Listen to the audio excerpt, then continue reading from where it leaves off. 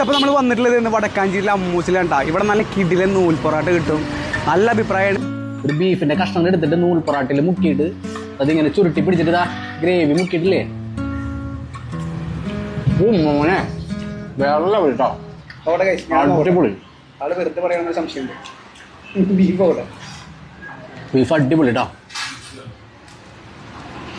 ഒന്നും പറയല്ലേ, ഗംഭീരം.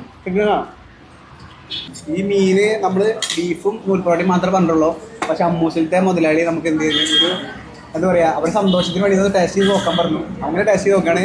അപ്പൊ മീനും പൊറാട്ട നൂൽപ്പൊറാട്ട